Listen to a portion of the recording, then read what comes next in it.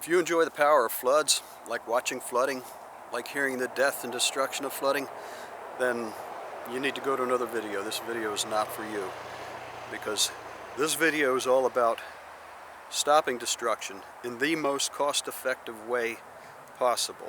And I've spent more than 30 years on this, so I'm quite sure what I'm talking about.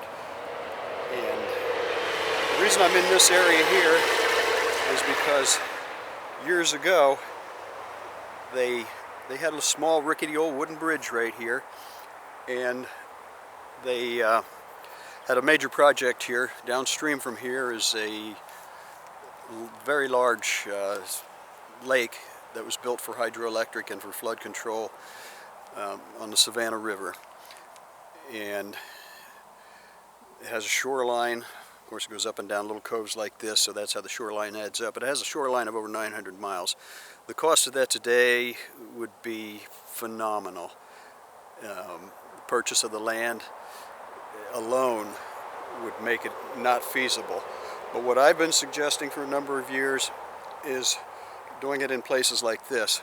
Now, oddly enough, this is all that you see here is already owned by the United States government.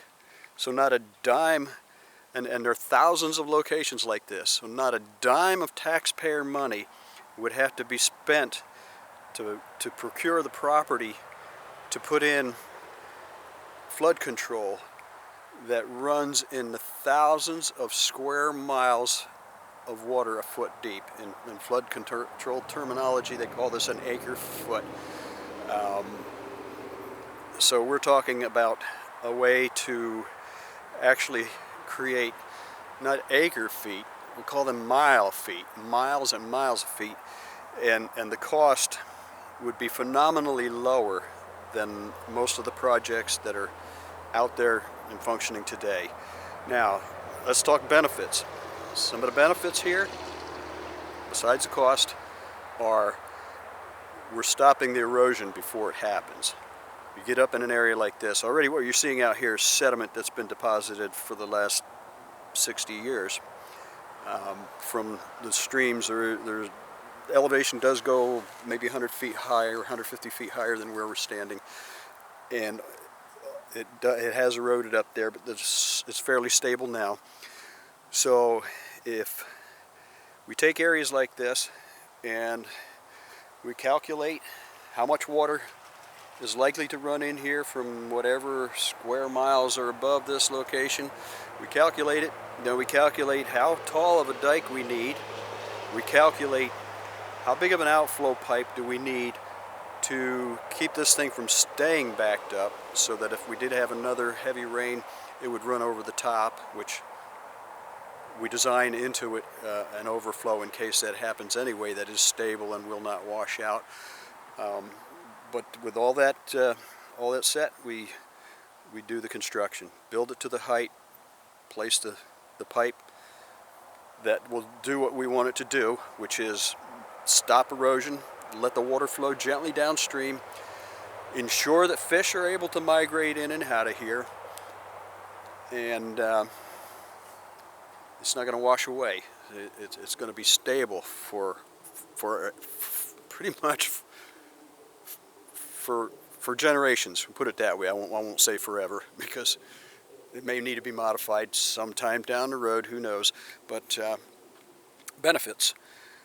Okay, in this area here, typically, like this structure was built, they took down some hills. There was a hill up each side. It came down to a small rickety old bridge here. They took the tops of the hills off, brought that soil down here so it's a more level roadway up above, and put the culvert in. So in most situations, rather than taking hilltops down, which still may be handy and put access road in on it, but typically most of the soil would come out of here. So we need to make sure that we've got the soil, a stable type of a soil that will pack well. Not a bunch of, it can't be heavily rock infested. It has to be able to be packed and hold water.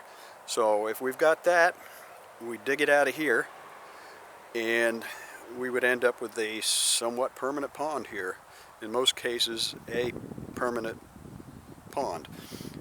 And in that pond, in a pond that was the size of what I'm looking at right here, the experiments I've conducted, I could grow probably close to a ton of fish in this area annually. And another benefit, out in all these trees, there are insects that are killing these trees.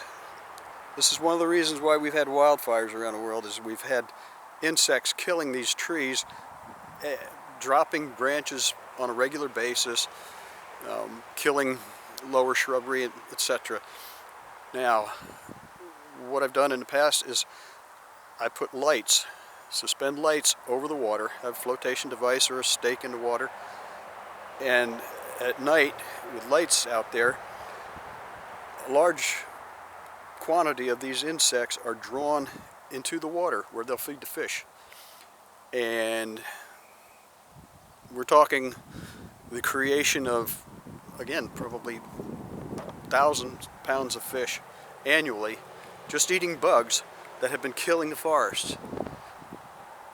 And I have pictures. The forest around the pond where the lights have been kept for just 1 year, the trees are healthier. Tent caterpillars, non-existent. Borers that get into pines, etc., and you know, the pine bark borers, there are just a number of those type of boring. They're drawn to light fairly well. So we would be decreasing the amount of fuel that these wildfires have. Also, if we do these types of things in wilderness areas where access is limited and we do have wildfires, there's a source of water sitting right here. And the depth of these ponds would probably exceed 20 feet. Large quantities of water. If a wildfire broke out, helicopter in, scoop, helicopter out, mile, 2 miles away, dumped on the fire, rather than the distances they're traveling today. So these, we're looking at a win-win situation in areas like this. Now, as I mentioned, the government owns, state governments, federal government owns a lot of this kind of property already. However, the property that is not owned by the government, I've spoken to a number of landowners, and I've yet to find one who would refuse. They are all willing to do this same thing on their property. Granted, it may not be all to help their neighbor. They're going to end up with a very nice pond, but if they're going to give acreage for such a humanitarian need, they should end up with something like a nice pond. And this helps wildlife. When this water level is up here, and if there were a pond here, the wildlife that you would see, you know, it's just amazing.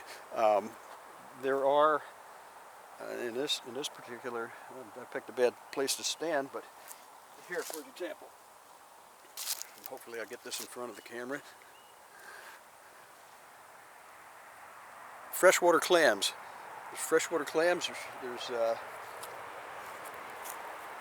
freshwater mussels out here as well.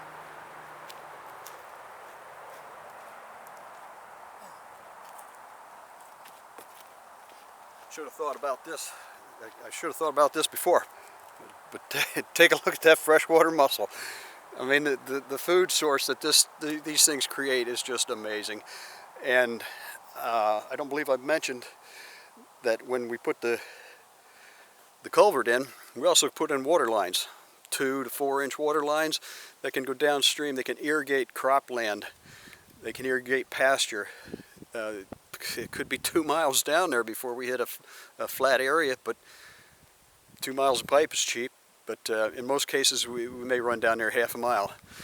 half-a-mile pipe and we're increasing the yield. It's just a win-win situation. And I've got a lot more information, a lot of experiments I've conducted over the years, and I'm going to be making other videos sharing a lot of that information in the future. So if you want to get in on that, subscribe, and you'll know when it's available.